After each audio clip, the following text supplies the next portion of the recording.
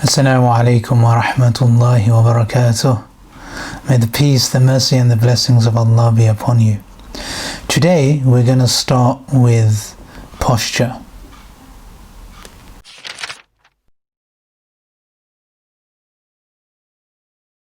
So in terms of posture, last time when we covered posture, we covered standing up, making sure that we're standing straight, that the knees are not locked, hands coming here, and then we went into ruku, which was where we made sure that when we go in, we control our body down, and that you're actually able to go into ruku without leaning on your hands, and then afterwards, once you're actually fully in the position, you can just place your hands on your knees.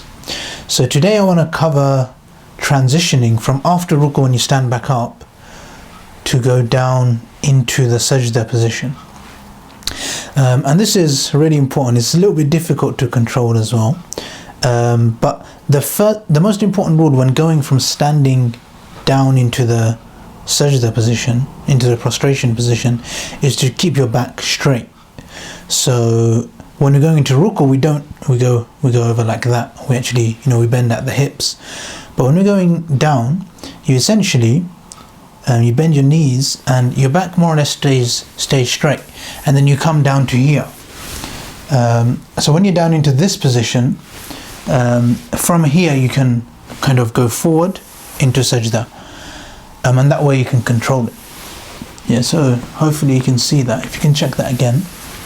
So keeping your back straight, going down, keep your hands on your knees if you want, but coming down here with control. So you're not losing control of your body weight, or if you're going down or up. And the same when you're coming up as well. Not pushing yourself up, just being able to lift yourself up using your legs. Yeah. So again, coming down to here, and then actually being able to control yourself down. So you're not falling down, you're not collapsing, and you're not doing anything like that. And then you go into sajda. Sajda is quite straightforward, and most of you would probably have your own way of doing it, but if you just from this position you go forward and your hands go onto the floor, and then your nose and your forehead goes onto the floor. Sajda is quite a straightforward position. And then sitting in tashahhud, again there's different ways you can put your feet, but for now it's important to make sure you've got a position which you're actually comfortable with. And remembering when you're coming up from here, keeping that control and coming up with control. So it's a very, very simple process. Now, more so than watching the video, what you need to do is actually practice moving from standing into sajda and going back up. You might notice that it might be difficult if your legs, you might need to do some exercises or something, or maybe you just need to get used to it. So it might take some practice. So now that we've covered posture, I want you to again just still be aware of your posture whenever you're praying as much as you can. In fact, bring as much awareness to it as you can, and notice how you execute on your posture.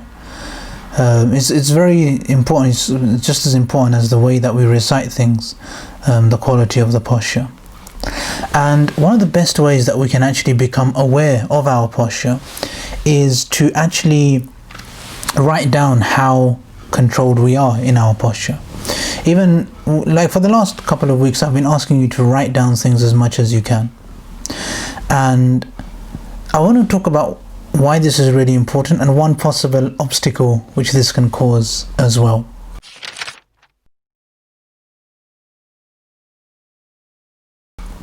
Now, when you start writing things down, you're gonna open yourselves up to much more insight than normal.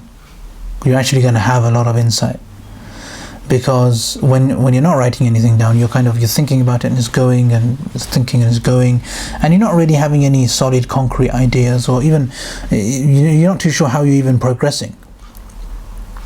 When you start writing things down, for those of you that have been doing this for the past couple of weeks, you're going to start getting ideas on how you're transforming.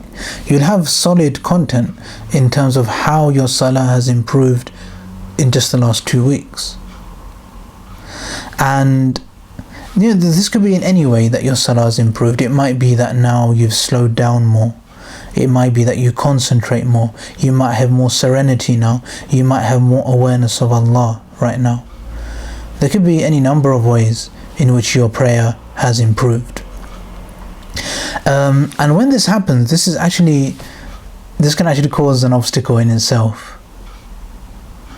Like we mentioned in the last lesson, we spoke about how our thought patterns can make us think it's difficult to have transformation. They can make us think that it's difficult to pray. And that's very true. A lot of people have resistance to awakening their spirit.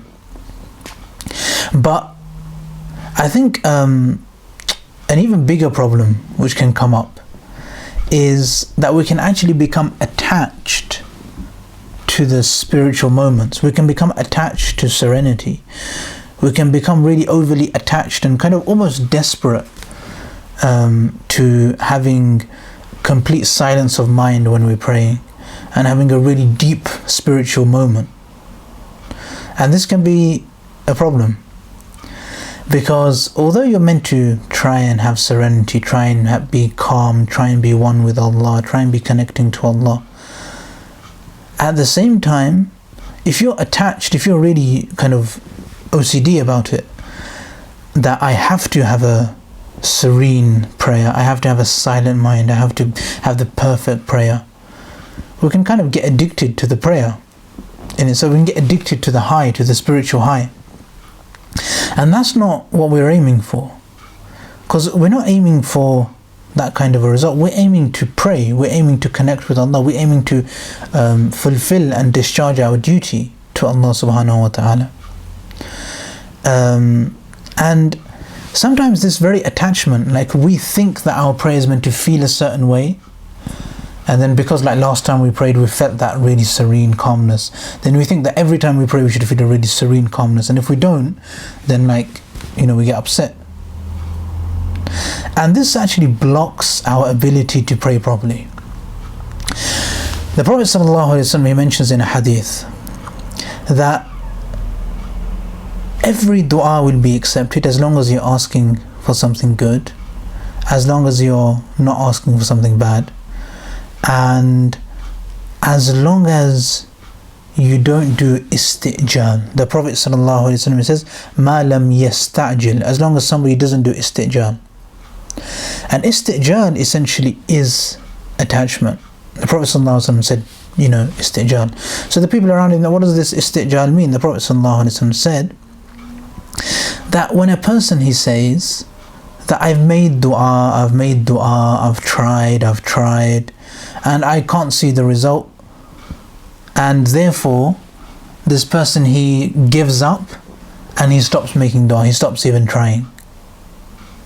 Does that make sense? So at the beginning, a person he's trying full out, he's really trying to get there, but he's so attached to the outcome, he's so attached to the result, that when he doesn't get the result straight away, he stops making dua, and then he becomes detached from the outcome. Then the Prophet ﷺ says he becomes so detached that he stops making dua at all and he gives up. So these are two states. You can have attachment, where you're really obsessed about getting a result, and then as a result of not getting it, you then become detached and stop playing at all. So as Muslims, we don't really want to be too attached, nor do we want to be detached. We don't want to stop playing, we still want to pray, we still want to do our responsibility, but we don't want to be attached. So we can call this non-attachment. The Prophet ﷺ says, make dua. Go ahead, play full out, try your best. But try not to be attached to the outcome. So this is what we're aiming for. That we're going to pray the best that we can pray. We're going to try our utmost, but we're not addicted to the outcome. We're not addicted to a spiritual feeling of ecstasy. This course teaches you to have spiritual ecstasy when you pray. But if you're going to be addicted to it, and if you're going to be desperate for it, That's what makes it harder to come by. So I'm going to encourage you to continue writing, continue making notes, continue asking the right questions. And this is what's really going to help you solidify your progress. And then you'll be able to look back and see, this is how I've transformed. And you'll be able to continue making progress. You won't just, get better a little bit and then go back down to where you were. You'll actually be able to continuously transform the way that you pray. So I want you to carry on answering the questions. How's your concentration at the moment? How's your connection to Allah at the moment? How much have you slowed down? And how much are you able to maintain your awareness on the words and the posture? So we focused on two things in week 1 and 2, the words, what we're saying, and then we focused on posture today and last week. So try and bring as much awareness to these two elements of prayer as possible. And when you've done this, when you start writing things down, you'll start finding things which you'll be able to share more and more.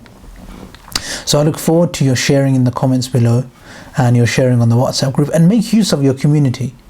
Make use of the people around you. I mean, you're not in this alone. There's so many people who are trying to improve their salah with you. So if you're not speaking to any of them, then you're you're missing out on the community aspect of this course. So make sure you share your comments on the YouTube, build a community there, and share your comments on the WhatsApp group, and get in touch with the community. And put your thoughts out there and see how you can help other people improve their prayer. So that's it for today, and I'll see you in the next video. Assalamu alaikum wa rahmatullah.